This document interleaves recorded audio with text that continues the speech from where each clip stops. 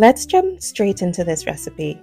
In a bowl, mix 200 grams of strong bread flour, 200 grams of strong wholemeal bread flour, salt, sugar, and instant yeast. The full ingredient list is in the description below. Then add 250 ml of warm water and 2 tablespoons of olive oil. Mix by hand or use a stand mixer. Simply mix on low speed, gradually increase into medium speed as the dough starts to come together. If mixing by hand, you will need to knead the dough on a clean surface for about 10 to 15 minutes.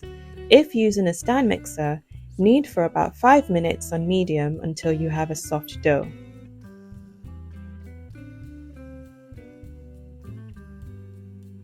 The best way to tell that your dough is ready is when you poke a finger into the dough. If it starts to spring back up really slowly, then it's good to go. If you poke a finger in the dough and it keeps a dent in there, then it means you need to keep kneading further.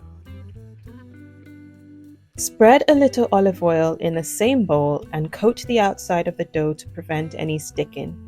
Place the dough back inside the bowl, cover with a clean napkin and leave to rise for 1 hour 30 minutes until doubled in size.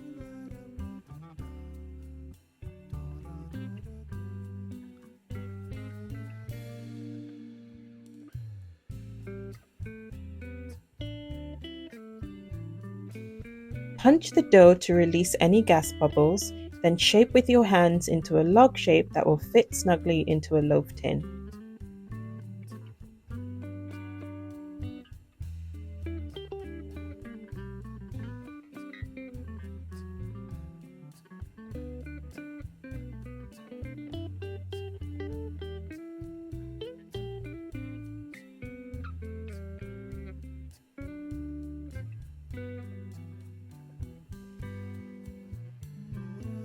This is optional, but you can spread a bit of olive oil or vegan milk over the top and sprinkle with some rolled oats.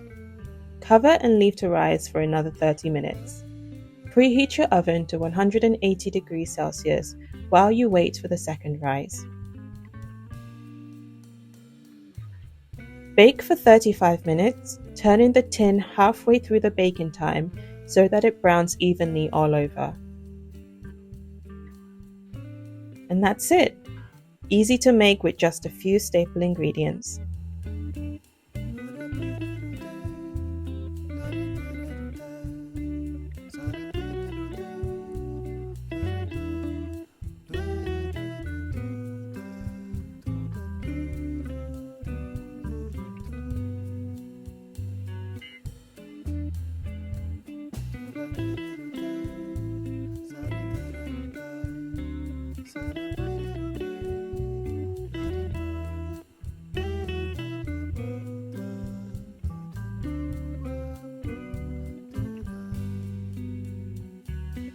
The bread was soft, fluffy, and seriously addictive.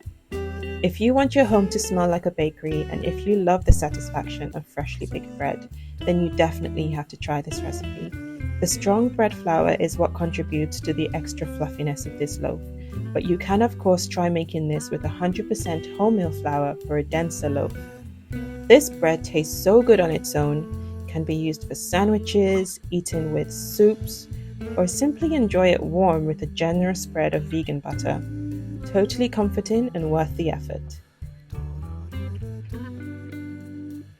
I hope you enjoyed this recipe. Be sure to like and subscribe because I post a new video every week, and I will catch you next time. Bye!